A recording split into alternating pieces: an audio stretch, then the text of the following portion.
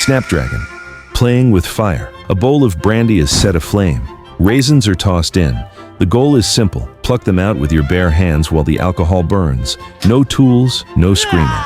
The game dates back to at least the 16th century, first described in Thomas Decker's The Bachelor's Banquet, 1603. By the 1800s, it was a staple of Christmas parties, particularly among the British upper class. The name comes from the way flames snap at your fingers, or possibly from the sound of people's common sense snapping. Children go first. Victorians believed suffering built character. Emma, aged 8, reaches in like someone who's never heard of third-degree burns. Her fingers sizzle. She wins applause in a minor burn. Adults follow. Some players develop techniques. None of those techniques prevent burns. They just determine what kind of burns you get. Cheating also exists, but it's limited. The best cheat is simply refusing to play, which marks you as either very smart or completely boring. In some homes, almonds replaced raisins. In others, salt was added to change flame color. But no variation spared the pain.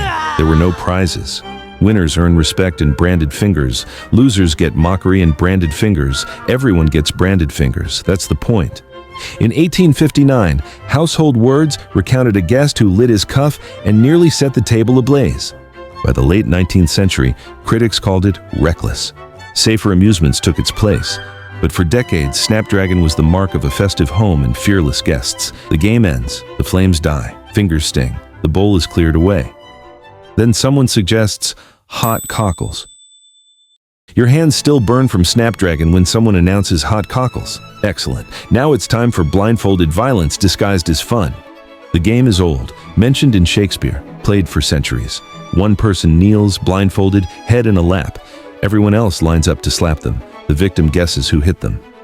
Wrong? Hit again. The name comes from cockles, meaning the heart. Though no one knows why getting smacked had anything to do with hearts, perhaps they meant it would stop yours. When slapped, players usually jerk upright like they have been electrocuted. Historical records suggest hot cockles was particularly popular during Christmas. Nothing says peace on earth like organized hitting. Everyone played. Men, women, children, even servants. For once, class didn't matter. Anyone could hit anyone. The game served multiple social functions beyond simple assault. Young people used it for flirtation opportunities.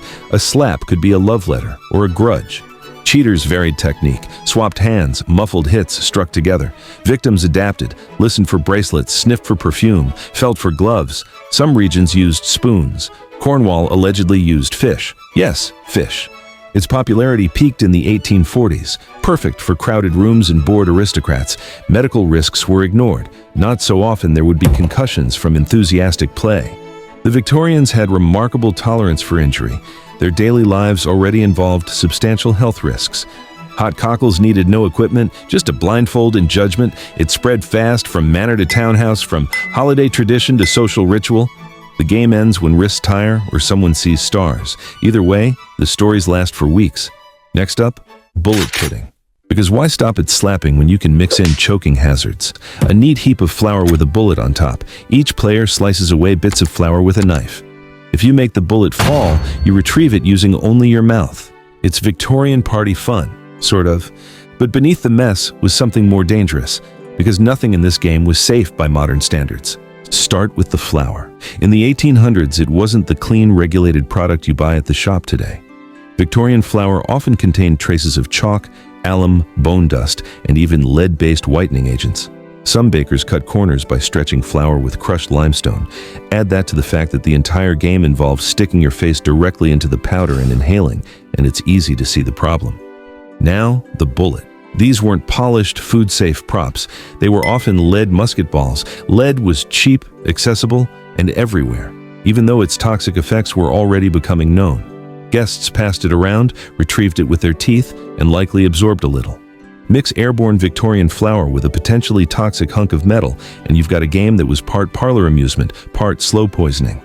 Modern adaptations still exist in children's parties, usually with a marshmallow or wrapped candy on top of a gluten-free cake flour mound. Now it's about giggles and photo ops. Back then, it was a respectable way to inhale dust and bite a lead projectile in front of friends. If you played bullet pudding today the way Victorians did, you'd need a hazmat team, a medic, and a very forgiving dentist. After that, it's time for Are You There, Moriarty? A a game where Victorians blindfolded themselves, grabbed newspapers, and politely beat each other up. Two players lie on the floor, blindfolded, armed with tightly rolled newspapers. One calls, "Are you there, Moriarty?" The other replies, "Yes." Then the swinging begins, based entirely on voice direction. A hit means you go again. A miss means duck. The game took off in the 1890s, inspired by Sherlock Holmes mania and a cultural willingness to weaponize reading material. Newspapers back then weren't the wispy things we have now. They were thick, coarse, and often printed with lead-based ink. Combined with tight rolling, they made surprisingly sturdy bludgeons. Paper cuts were common, ink poisoning possible. Modern versions swap in foam noodles and squeaky voices, safer, but far less satisfying than whacking someone with the stock market report. It was social leveling. Lords and ladies, servants and scholars, all thwacking each other blindfolded. By the end, the floor's a mess of ink, laughter, and pride slightly bruised. Someone's already setting up for blind man's bluff, because if there's one thing Victorians loved more than paper-based violence, it was doing it blindfolded. The newspapers are cleared, the lamps are dimmed. Now it's time to hunt people in the dark. One person is blindfolded, spun for disorientation, and sent lurching across a heavily furnished drawing room. Everyone else tries to avoid being caught or injured in the process. It dates back to ancient Greece. Medieval knights played it in armor. The Victorians naturally made it dangerous. Victorian drawing rooms were not designed for pursuit. Concussions weren't common, but they weren't unheard of either. Historical records do note Victorian cheating was creative and mostly ineffective. Some players used thin handkerchiefs with visible weaves. Others applied perfume to help identify targets. Players would shuffle to minimize sound. Some tried crawling, others froze entirely and relied on the blindfolded to walk into them. It was as much about silence as strategy. The dangers weren't just bruised pride. Falls were frequent, vases were casualties, and there are at least 3 documented cases of players colliding with fireplaces, all of which ended the game rather promptly. Despite the chaos, blind man's bluff was beloved. Queen Victoria reportedly played as a child. Lord Byron wrote about it in letters. Charles Dickens included a version in the Pickwick Papers. Even Jane Austen references it, albeit begrudgingly. Modern versions still appear at birthday parties and summer camps, sanitized, carpeted with adult supervision and fewer chandeliers. But the hazards remain.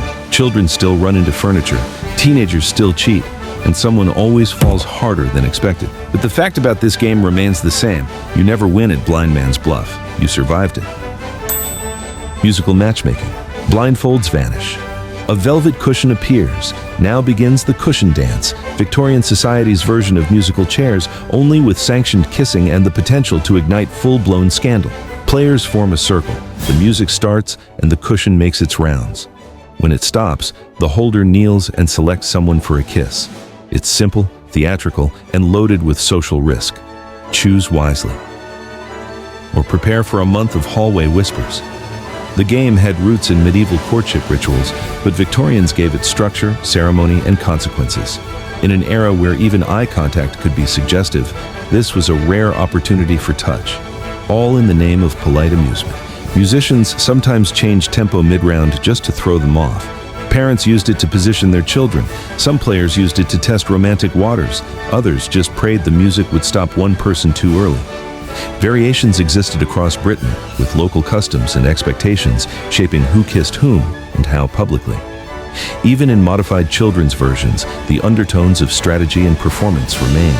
Eventually, the cushion dance faded. Courtship moved into more private spaces. But for a time, romance, risk, and reputation all sat on a single embroidered cushion. And with that, the party ends.